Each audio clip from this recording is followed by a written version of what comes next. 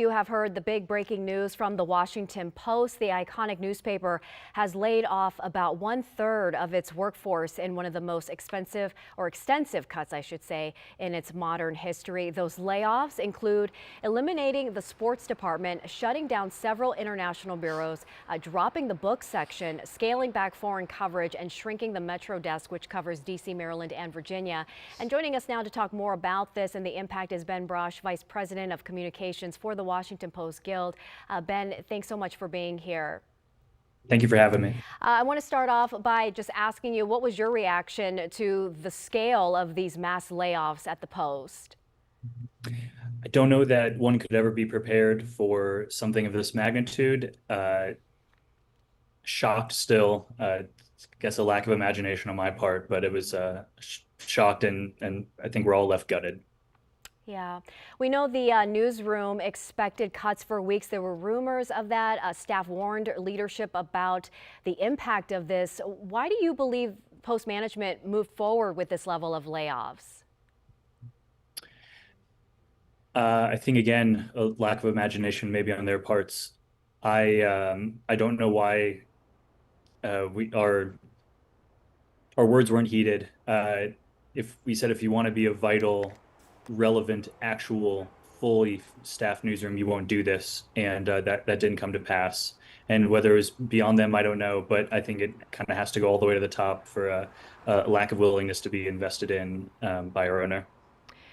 Ben, we know that there's a wide-ranging impact here, not just locally, but internationally as well. Many reporters were notified this morning that their jobs were eliminated. It no longer exists, including international correspondents in Ukraine, where one reporter posted that she was laid off in the middle of a war zone. That's a direct quote.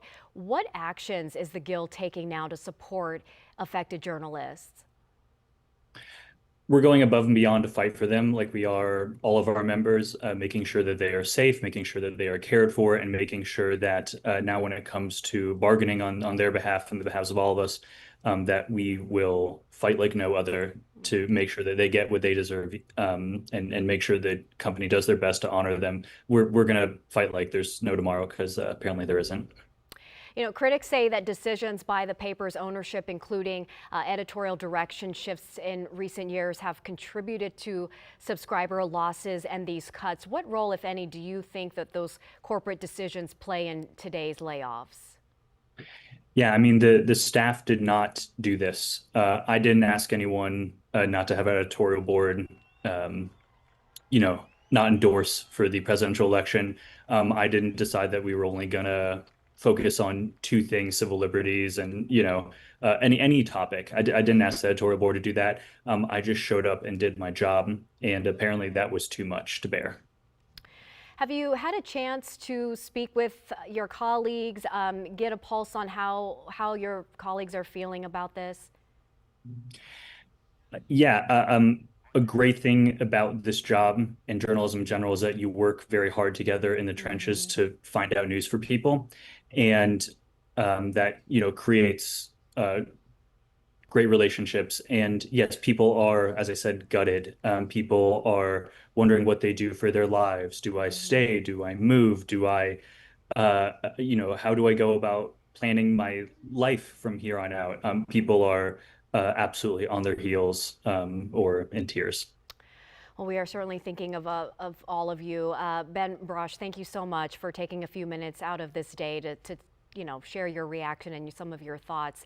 VP of Communications for the Washington Post Guild. Of course, this is devastating news to a lot of folks, not just here locally, but overseas. Thank you so much, Ben.